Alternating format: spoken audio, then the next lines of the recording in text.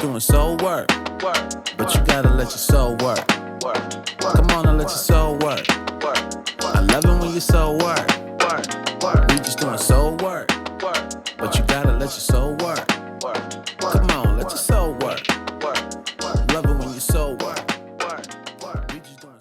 Come in, have a seat. Your session has started. What's up, workforce? I'm Aja. I'm Melody. And this is the Social Work Podcast, where we say it And we sit with it. Guys, before we jump in to today's episode, I am going to turn the mic over to Melody because my girl got to share some big news. Yes. Mel? Ladies and gentlemen, I've decided to quit my job, start a podcast, make this my full-time role, interview celebrities, party hard, like I'm in my 20s. What are you going through? Okay. All right. I'm going through some stuff. Yeah, you Anyway, I passed my licensure exam, so I'm officially an LCSW in the state of New York, and I'm so excited about that. And so I have been wanting to take the test for a while, but being full-time faculty, I just feel like I haven't had the time or space to really do it. Mm-hmm. And so I did it, and I passed. You did. Woo, first try. She did it. Yep. And for anyone who doesn't understand why that's a big deal, I actually have two things to say about this. Okay. I never knew that even when you have a PhD in social work that you still have to take the licensure exams until you told me that. I had no idea. I thought she just could bypass all of that and just go practice and be done. And she's like, no, I still gotta take those credentialing exams. And I was like, oh. It's because a PhD in social work is like heavily focused on research and not clinical practice. Yeah. Okay. That makes a lot of sense. Yeah. And then the other side of that is it takes a long time to get your LCSW. So in New York, you can do your LMSW and your LCSW, and that's essentially like the last credentialing thing for social workers in New York. I'm speaking solely to our state. And you need 3,000 clinical hours, you need 1,000 supervision hours, and that's like post passing your LMSW exam, obviously. And it just takes a long time, and it can be really draining, and it's really expensive. You have to pay to sign up for the exam, then you have to pay to sit for the exam, and it's just a lot. So it's a big milestone, and it's a huge milestone. I'm so proud of you. Oh, thank and you. That's really exciting. Yes. And so, I've been outside celebrating all weekend, and I'm a bit tired, but I've had so much fun. And, I was just thinking about how, like, lucky I am to have so much support in my life. Like, everyone just wanted to pull up and, like, buy me a drink, do a little dancing. There you go. So it was nice. Love that. Yeah. And so, in talking about milestones and things, I asked Melody, I said, well, what are we talking about on our podcast? Because that's always a question every week, right? Who knows? We never know. Could be anything. It could be anything. And we landed on the question of, what is something you know now in your 30s, because we are both in our 30s, and that's okay. It's beautiful here. That your 20-year-old self or yourself in your 20s just would refuse to believe. And I feel very connected to this prompt in a sense, because I feel like my 30s have been the most sure of myself I've ever felt.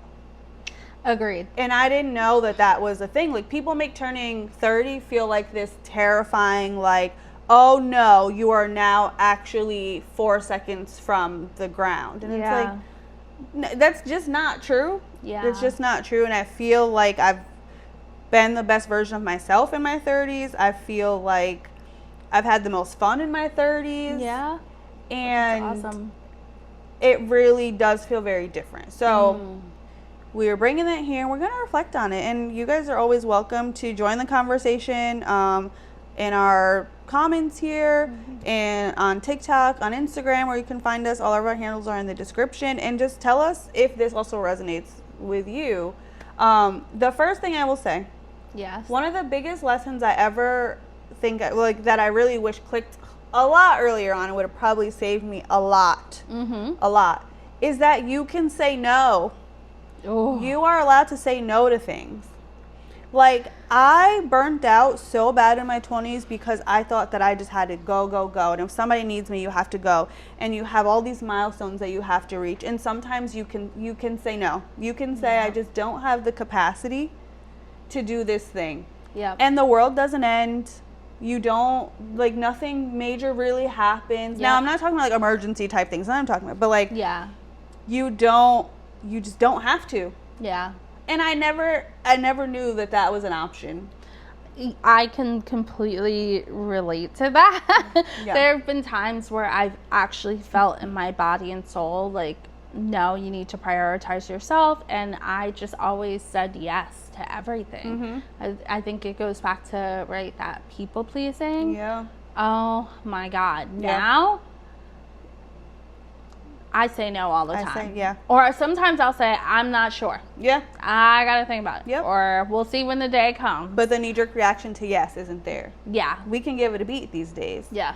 And it was difficult to get there. Because you do feel a little, like, twinge of guilt sometimes. But when you're functioning a certain way for so long, it is difficult to break out of that. And even with, like, my jobs and with school and things like that, where it was like, you didn't have to go that hard in all, like, you could have spaced it out a little bit. You could have taken time when you felt like this is overwhelming and you're not doing good. Yeah. You're allowed to be like, nope, not right now. That's okay. Like, I burned myself out trying to do everything. Like, between undergrad and then I took some time off before I went to grad school, really because I didn't know exactly what I wanted to do. Yeah. And then when I figured it out, I was like, okay, I'm going to do a full-time program. And I also had my own apartment and stuff. So I was like, I also still have to work full-time because the bills still have to get paid. Then at the last year, I had to intern full-time while I was still working full-time and had full-time, like, coursework while still trying to show up for people in my life. And I was just like, I'm not well. Yeah. Like, I'm not well. And, like, and when you don't have a lot of support too, I think that's the other thing that was in the back of my head of, like, there was a lot in my head where I was like, you also don't have a choice to, like, you don't have the option to fail. So it's either get it done and push through now because you have no one to help you. You have no fallback. Yeah. You have no, like, in my brain, it was like, you don't have a choice. You don't have a choice. You don't have a choice. But, like, no, I did. Yeah. I didn't necessarily have to do that. But also growing up in poverty, a lot of times the mindset is a little different. Like, and especially when you don't have, if you don't have a safety net, things do feel a lot more urgent, I guess I will say. And so in my head, it was like, well, get this done because you need to make more money, or you need to do these things, you need to do that. And it was just like, this isn't gonna end well if you keep at this pace. Yeah. But it took me burning out to even be able to acknowledge that. And that also didn't happen until, well, that was like, I was 29, I think, at that point, when I was just like, I need to stop. Yeah. I need to stop because my body's going to stop me if I don't. Like, I felt it, where it was just like, no. Yeah. No. And now I move very differently, where if I don't want to do something, I'm not doing it. If I don't want to answer the phone, I'm not answering. If I don't want to show up to something, I'm not going. Or if I don't want to stay long, if I say I'm coming for an hour, I'm leaving in 58 minutes. Like, it feels fine. Yeah. And nothing has happened. The same the people world who love me still love me, and my friends are still around, and nothing happened. Yeah. Except I don't feel like I'm going to keel over at any moment in time. Yeah. I'll take it. I'll take that too. Yeah. Yeah. I think one for me that came up is accountability. Okay. And so I feel like in my 20s, especially in my early 20s, if I had an argument with a friend or had like a difficult relationship or things like that, and if I said something harmful or hurtful, I would never take accountability. Oh, wow. I would always like distort it and say, well, no, I'm being harmed. So I try said to justify thing. your action in some way. Yeah, and so this was something in my early 20s that I think about often, about like, and you know, you have like stupid girl fights with your friends or like just with people, right? But it was so hard for me to say sorry. Oof. And it's because it was attached to so much trauma. Because I was always like told, like, you know, like, I grew up thinking that mistakes were like the worst thing you could ever do in your life. Like if you made a mistake, like you're a bad person. And so I would catastrophize that in my head and say like, oh my God, if I admit to making this mistake, then I'm a bad person. And so I remember, you know, just throughout my life, like I remember there were times where my mother and grandmother didn't speak, or like family members wouldn't speak for 10 years over like a silly argument that didn't mean anything. And so I always felt like I can't like take accountability for this because that means I'm a bad person. And so it wasn't until my mid-20s, also, you know, I met my husband when I was 25 and he's 5 years older. He's much more mature than I was. But it wasn't until my mid-20s to like, where I started to recognize that like mistakes are part of the human experiment. And I know that sounds so wild, but it's so true. And I no longer, because if I did make a mistake, and there would obviously be times where it just wasn't a blanket, like I don't do anything wrong, but there would obviously be times where I clearly knew, oh, I fucked up and I really need to kind of own up to this. But when I was able to kind of unearth why there was so much resistance and how that was impacting my self-esteem and my self-concept, it helped tremendously. And I was able to say, oh, I'm a human being. I make mistakes. I can show myself compassion and I can be accountable and apologize. And so that was like one of the greatest lessons. And I wish that I just knew that. But, you know, also like in your 20s, there's a lot of egocentrism going on and things like that. But that was something that I wish I knew. And that I could just say like, baby girl, just say sorry for saying the girl's outfit wasn't cute or whatever it was. Just say sorry and shut the fuck up. That's simple. And I feel like you probably make the situation worse. Totally. When you don't, like it could have been done if you just like acknowledged it, like my bad. Like I am sorry for da-da-da, instead of the and then it would just mental drag gymnastics out. Of why not. Oh my God, the notebooks of those text messages going back and forth with a friend or things like that. I look back now and I'm like, boy, am I glad that I am not that human being anymore. No, I get that. That's huge. But you do bring up a good point in saying that though. Like, if you don't have room to make mistakes feel life-ending. And it logically we know that that's not the case, but your body doesn't feel that, and it feels so unsafe. And it's just across the board. It's not like you can't just be like, oh, with my friends I know I can make mistakes. Like it's not always that. It just, once it's in there, it takes some time to undo it. Totally. And I would think like, oh, if I cop to this mistake, I'm no longer gonna have this person in my life, and they'll be gone. Just another person gone. Did you lose a lot of relationships with not taking accountability? No, eventually I grew up and came around. Okay. And also I just want to say I'm but I'm exaggerating in my head a little bit because it feels like bigger to me. But they were small things, and if I did something like really offensive, I would obviously apologize. But like small little things that would have just been so easy if I said, oh, my bad, girl, I shouldn't have said that. Like I didn't do that. But no, I didn't lose a lot of friends. Thank God my friends knew that I was just some traumatized. And also my friends were a little traumatized too. We were all kind of a mess in our early 20s. Can we just normalize that? So if you're in your 20s and you're a little bit of a mess, like I just want to normalize that. That is okay. You will grow out of it. Kind of part of it. Yeah. I think it's kind of a part of it for some people. Yeah. And if you have it all together, kudos Good for to you.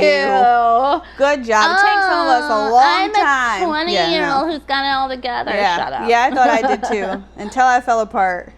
Here we are though. Just kidding, guys. I'm sure you do. It's fine. Another thing for me that came up was in terms of relationships and like friendships and stuff, you're not obligated to remain friends with people just because you met them when you were 7. Like you don't have to keep long-term friendships just because you've known them for a long time if you just don't align anymore. I think I stayed in some places far too long because I was like, yeah, but I've known them for 10 years and I can't just disappear. Like, and I also have a very maybe unhealthy sense of loyalty to people sometimes, where it's just like when I tell you I love you, I'm locked. Like I mean it. And Yeah. it's hard for me to just be like, okay, bye-bye. Yeah. Even though I know we don't align, and even though I know I probably should have ended some relationships a lot earlier. Yeah. And it's also okay to, like, this is going to sound weird, but, like, demote people in your life. Like, people can become acquaintances again when you were friends or close friends. They can just be people you know and you see and you say hello and there's no bad blood, but you don't have to be best friends anymore. You don't have to be super connected anymore. And life also takes everybody in different directions, and they're not going to be the same person that they were when you were in high school or college, and that is also completely fine. But just remembering that's the hope that they're not the same person for better or worse. That is the hope. Hopefully for better. That is the hope, yes. Depends. Yeah. But I also think it's hard living, like, when you come from a small town. Yeah. In small cities. Yeah. When you see people regularly, or you're Yeah. always bumping into them, or you're in similar circles, it is a lot harder to, like, shed the, whatever. But you're not obligated to keep those. And sometimes it doesn't always require a long, drawn-out conversation about why. Yeah. It can just be. Yeah. And that's fine. Yeah. Doesn't change anything. It No. doesn't make anything different. It just doesn't work anymore. Yeah. And I really felt very much like when you come in with somebody, you have to stay with it. Like, this is it for the rest of our lives. Like, we are all, like, and it's just like, no. Yeah. Mm-mm. But I see how that happens too, because especially, as women and black folks, like, we, like, make best friends and they become our cousins and they become family, right? And so it can be hard to kind of sever those ties, or even, like, demote someone, right? That can feel awkward and weird. That's why we need to bring MySpace back, because then you would just know when do you the get top- to the oh bottom my of God. when you get to the bottom of the list. Stop. What? It was a very good indicator. No, that was my shit. Do you know, if I had a fight with my best friend, I wouldn't take her off, but I would put her I at, couldn't like, wait 10, to put you on 6. 9. Like, just, oh my God, that is actually... Yeah, we need to bring that back. We need to bring that back. Because I don't want to talk about it. I just want you to know. Like, you're just gonna see it, and then this is what it is. Like, I don't have words all the time. Like, we're here and it's done and we wrapped it up. I'm not kidding. I wish I was kidding. I'm not. I mean it. I mean that. And it's all right. But it's also because sometimes the conversations just go nowhere. Yeah. Which is another thing I will say is I've learned everything doesn't require a conversation. I know that we always say, like, talk about things and be open with things, but I also have been in conversation with people where no matter what I say, their entire point is to misunderstand what I'm saying. I don't have the energy for that. I'm not going to engage in it, so I'm just going to be like, no, I'm good, and I'm just going to remove myself. Like, I'm not going to go out of my way to, like, say a million things. Like, if I know it's not going to get me anywhere, no. I like to have conversations with resolution at the end if it doesn't exist for me. Whereas, like, in my 20s, I would probably just be really passive aggressive. And now I don't even do that. I just don't. I just do nothing. Okay, so that I kind of like that. Like, for me, I have to have a conversation, even if it's not, even if there isn't a resolution, or even if I always try to give people the benefit of the doubt and say, okay, like, I'm gonna have a conversation, and then if you don't get it, then, like, you don't get it. That's fine. But I don't know why. Like, I always have to have the conversation. Because you're a healthier person than me, probably. Well, I don't think it's that, right? I think they're both healthy. It's what we need. Yeah. But some people also just need that for themselves. I don't. Yes. I don't care. Yes. No, that's absolutely true. I do need it for myself as well. Yeah. No, I don't like wasting my time. And if I feel like me saying, and I know the outcome of a conversation, I'm not doing it. Yeah. I don't care. I guess for me, it doesn't feel like a waste of time because I'm at least getting some kind of closure. Yeah. Yeah. Yeah. Don't talk to me. Unless, okay, but there are exceptions. If you really, really wronged me and I don't talk to you anymore, let me look in the camera. You know who you are. Oh. If you've wronged me and I don't talk to you anymore, just know I don't fuck with you anymore. And you deserve it. Would those be the types of situations, though, where you would feel like a conversation's more warranted? No. Huh. No. Okay. If the relationship is not repairable, like, for example, oh, okay. the woman who pulled my hair at the conference. Yeah. We're good. Okay. And all the people that supported that, just know we're good. Okay. So like, that if might you're be the difference there. racist, Yeah. Well, there's no done. conversation. If you violated me physically, we're done. But you said if the relationship is repairable. Right. So I guess that's where I'm. In that case, we'll have certain if it's somebody that I'm like, I know if I say this, and there's room where it's gonna be like, okay, I hear you, and what's next? Yeah, I will. Yeah. If I know that I don't care about the outcome of it, I see. I have nothing to say. Got it. Yeah. So so then we're actually more aligned than I thought. Yeah, because Yeah, and also for me, I feel like I value the people in my life greatly. If it's somebody that I really, for the most part, because I feel like you got into that bully. She just straight up bullied me. Okay, I just have to say this. Melody doesn't know the definition of bullying because all I do is love her aggressively, and that's different. Oh, the way that she lies. This girl is crazy. We're out, and I'm like hugging on her, being nice. First of all, I just passed my exam. I'm so happy. I'm so excited. And she's giving me nasty looks because I'm touching her and all sorts of things. Which, fair, I should not violate her boundaries. But also, she should reduce her boundaries when it's my day. Yeah, I hugged her when I got there. And then a very long one, I might add. That's enough. So she's giving me stank eye. And she kept grabbing my hand. And being herself.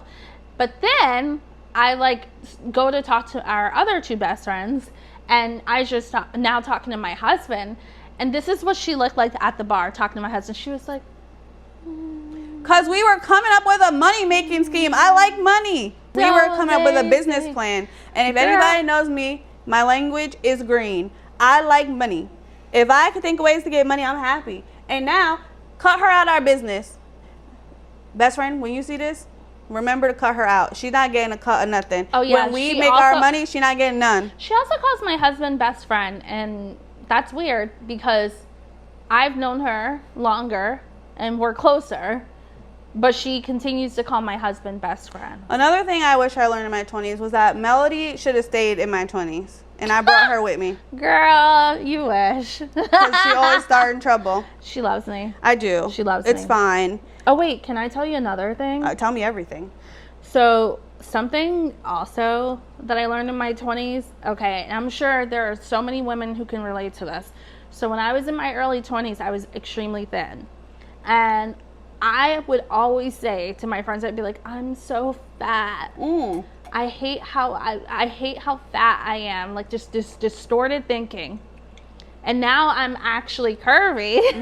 And now I look back and I'm like, damn, girl, you were never fat. You were skinny. That was the patriarchy, like gaslighting you. Yeah. And I know so many women who are like, I thought I was like really heavy. By the way, there's nothing wrong with being fat. I just was internalizing that. And back in the day, all millennial women were traumatized by their weight. Yeah, that's true. Remember there was like this Bridget Jones or whatever that movie was, and they kept calling her fat? And she's skinny. I'm bad at movies, don't ask me. Okay, well, anyway, the point is we were traumatized about our image. And I look back and I'm like, bro, I was so skinny, probably too skinny. It was just like my genetics at the time. I wasn't doing anything because your girl was outside eating fried food and all the things. But I just look back and I'm like, holy cow, like I was so gaslit. Whereas now I have like such a healthier perspective of my body, and I care. And I don't just care about vanity. I care about the health of my body like living a healthy life. That's huge. But media also does a really good job at convincing us that you are supposed to be a size 2 from the day that you hit puberty to the day you die. It's wild, bro. It's insane. It is not realistic. Yeah. And I will also say culturally, I'm speaking for my black family. If you are too skinny, they're usually looking at you like, you all right? Are you okay? Like, is something going on? Are you sick? Like, it is admired to have a little, I know, something on your bones. Like, it's okay. Well, oh my God, this is so funny. Well, maybe not funny, I don't know. But I remember when I first gained weight, I got sick with Lyme disease, and I ended up like in the house for an entire summer. So I just like didn't move my body. I was very like ill at the time. And when I finally started to go outside and hang out, so my white friends would be like, Melody, you've gained weight. Are you okay? Like and I remember specifically one best friend that I had, she said, Mel, look at yourself. You can barely fit your coat. Yo, it was so funny though. She was like, you can barely, and it was true. I was struggling to fit this coat I had in the winter. She was like, Mel, she pulled me in the mirror. She's like, look at yourself. Oh, no, that's not funny. That's crazy. She was like, you can barely fit your coat, Mel. You need to do something. It was, I laughed at the moment. Insane. But then when I was around like my black friends and like people in the neighborhood, they were like, finally, Melody, you got yourself thick. It's Finally. such a different And I always felt so much love from those. I think it's true. It's like cultural. But they also will, it's such a weird thing. Because they'll say. The hyperfixation on women's bodies is insane, for one, is what I will say. But but then when you do start putting on weight, even if it looks good, like, in my mom would be, like, I'd walk, she'd be like, hey, fat girl. Yes. Like, my grandmother. Girl, I'm 150 pounds, not now, but at that time where it's like, I'm not even huge, but I've always been tiny and like athletic, like I always played sports and stuff, so a very particular body, but so it was very noticeable when I started putting on weight, and especially in my face. So like as soon as she hey fatty, hey fat mom, like, or I would go to like parties and they'd be like, Melody out here getting fat. They were like, damn, Mel, one guy said to me, he goes, have you peaked? Is it over now? Is it just downhill? Yes. What does that even mean? But first of all, it was so normalized. It was so normalized for like people to just comment on your body. I wasn't that offended. I mean, it hurt my feelings a little bit, but I was just like, damn, I need to lose weight. Because it was so normalized. I didn't think like, oh, that's like horrible to say. thing to say. Yeah. But that being said, I think he still wanted my number too. They always do. You know who you are. Okay. And I did not give it to you, sir. I did not forget that comment. Anyway. Party. But still, we said that to say, like, we just went on a little, like, yes, we know that probably sounded a little contradictory. Black people do value, like, they do like when you have a little meat on your bones.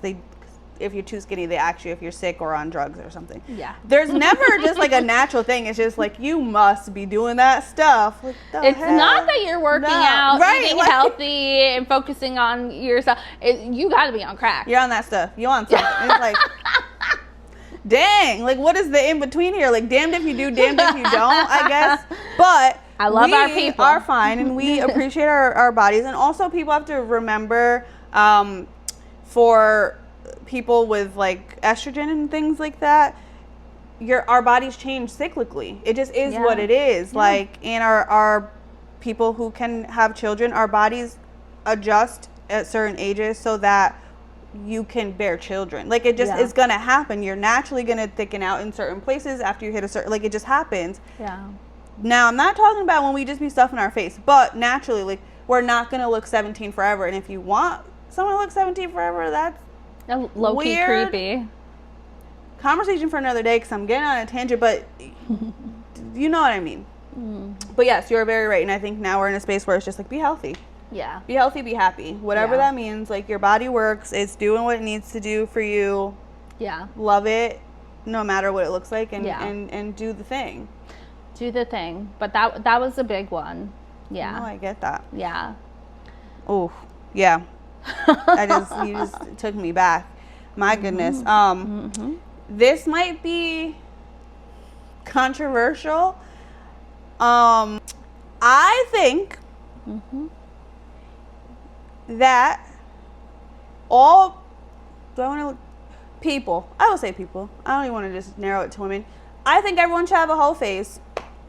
I think before you hit your 30s, go out and do whatever you want, wherever you want, however you want, safely.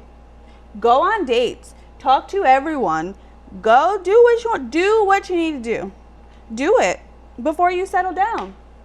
Well, okay, so I did not go through this phase. Me either. That's why I think everyone should do it. Yeah, so I think we are probably projecting what we, like, you know, but, like, I know people who had... That's why I'm saying it, because I've lived vicariously through some people. Not fully, but more I've been like, I get why you did that. And then when they were ready to settle down, they were more intentional about who they were settling down with, because it wasn't just, like, like, I've seen people who were like, well, that's the first person that kind of showed that level of interest, so I did it. They were like, no, I've been out and I've seen these kind of people and I've done this thing and I was just like, none of that, this is what I want. Like, and they were more sure of, like, the space that they were in when they were ready to date more intentionally. Yeah. And it's because they just had some fun and we're done with it. So when it was time to settle, they were like, yeah, it's fine. Also, can we recontextualize the word hoe? Because, like the same way we do a bitch, I want to take hoe back. I think we did. Did we? Yeah. Where? Well, they did on TikTok, but they keep, I don't know, it's... you be on TikTok. I'm on TikTok too much. So, like, hoe is not, like, first of all, let's just call it sexually liberated. Oh, I wasn't saying it in a negative way. No, I know I was you saying weren't. in the best way possible. No, I thought you were. That's what I'm saying. You just recontextualized the word. I think guys do it with no issue. Guys are... And also, I will say this. What? If you want a partner who can maybe meet you at a certain level in bed, how do you think they're going to learn that? Damn. It's not just by, like, just popping up one day and being like, okay, like, no. So if y'all are out showing your royal oats and learning and doing things, like, why is it problematic when girls do it? That's all I mean. Don't look over here. I just mean it shouldn't be demonized. Don't look over here. And I think the whole body count conversation has to go in the garbage. Yeah, that's a weird conversation. But also, don't look at me. I mean what I said. It's fine. No. It's fine. I'm in it though. No. I'm just saying, and I'll be on this limb, but I get it. I know. Hey, also, do what you gotta do. But I don't think it's gonna be as controversial as you think it's gonna be. No, I think a lot of girls would agree with me. Yeah.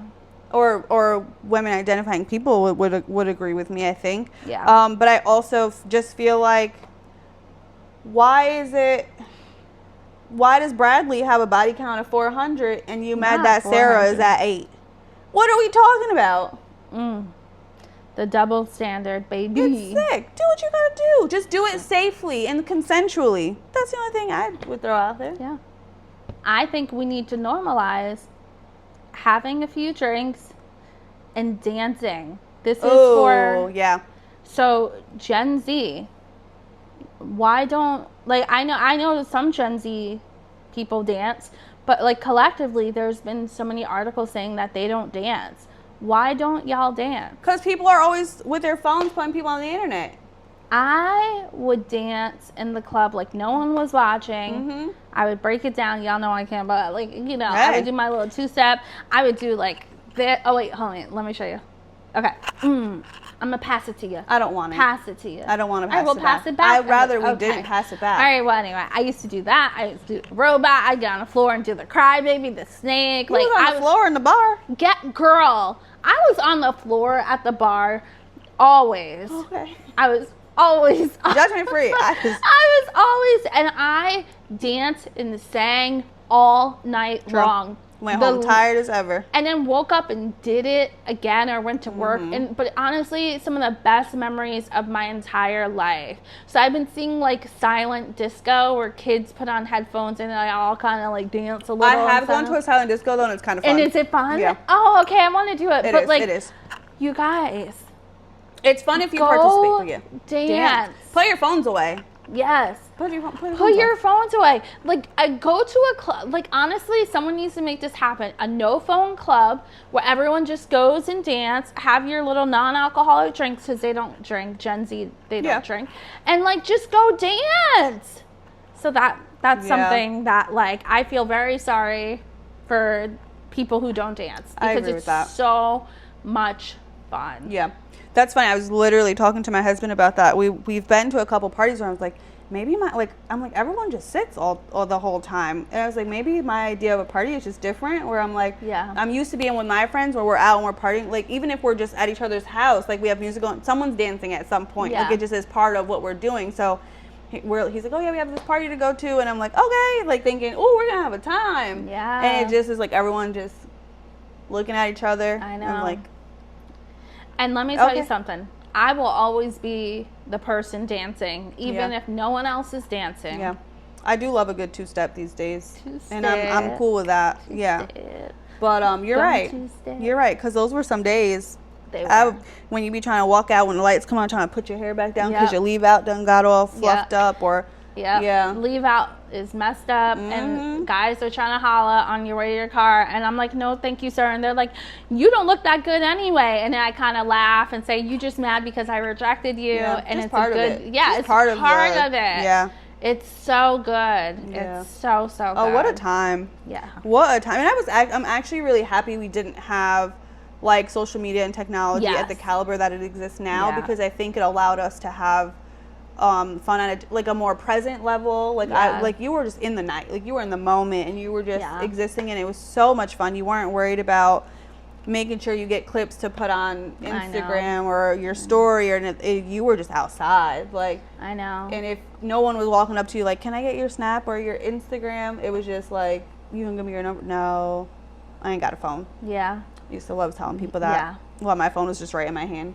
But I don't have a cell think phone. I would lie all the time and say I don't have a phone, and be like, you don't have a phone? I'd be like, nope, I don't have a phone. No, you didn't when you walked in, though. Yeah. Oh, you just brought me to a good point. Yeah. Shopping at Rainbow. The one thing I also have learned What? in my 30s, and this I can attribute to my husband.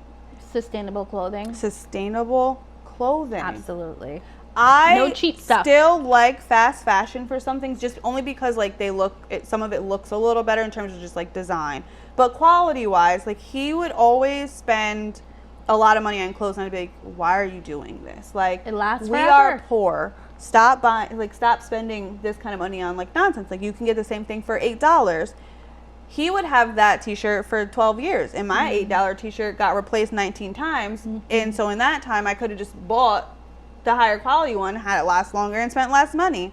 And it does feel better. I do have a couple of his items that he might not know I have, because they feel better. And I get it. So that is definitely, but also I have different money, not a lot, different. It goes to different things these days, where I can, every now and again, I'll go and I'll splurge on a couple, just a few little pieces to add to my closet that are just better quality clothes. Yeah, but we're also saying that as privileged people who like don't have a lot of money. I mean, I definitely did fast fashion for a lot of my life, and then I started to care about the earth and climate change and all of that as well, and so I've really started to invest into good quality, clean clothing. Yeah. Can I just say one more? Say everything. So, self-compassion is something that I wish that I knew in my 20s. And so my personality, I've always had the same exact personality, very bubbly, cheerful, happy. But growing up, people thought that was so weird. Really? Yeah. And I remember one time I was they was having a 4th of July party, and I was walking in, and I heard someone say, oh, I love Melody, but she's very crazy. And she wasn't kidding. Oh. And I am a little but like... Crazy? Okay. The way she said it really hurt my feelings, actually. But like throughout my life, I would say my early to mid 20s, people would always like find how happy or like my personality be really unusual. And now, like, it's so different. People appreciate it so much, and I wish that I could like go back in time and say, you know what, you might be a little different than everyone else, and also you are just like perfect the way you are. Yeah. And so something I've learned in my 30s that I never had in any of my 20s, even at 29, was self-compassion. Oof. Yeah. Yeah. And it's a practice. Like, I'm still learning, but like just being kind to myself and showing myself grace, that is something that I wish I learned sooner. So if you're younger and you're in your 20s and you're listening to us, that's something to definitely, kind of keep in your back pocket, is don't wait so long to be kind to yourself. Yeah, definitely. But also with that, don't conform to be like everybody else either. I know. Like, I think it's so boring. I love people who can just be authentically themselves, no matter what that looks like. Even if Mel tried to talk to me at a really bubbly, intense way first thing in the morning. No, but I don't think I was as grumpy in my teenage years. Like when we were around, like when we were in similar circles. I was very cranky in my 20s. You were. I was a cranky girl in my 20s, but there was just a lot going on. Yeah. Life was just not a good time. And I think that just came out. But overall, I do appreciate people who can just authentically be themselves. I hate the copy and paste situation that we're in these days, where everyone just kind of mirrors everyone. Yeah. And I don't like it. I don't either. I like people with personality. I like people with different styles. I like people who listen to different, I just like people who are just who they are. Yeah. Just who you are. Yeah. And that's okay. That means it's not for everyone. You're going to get us copyrighted.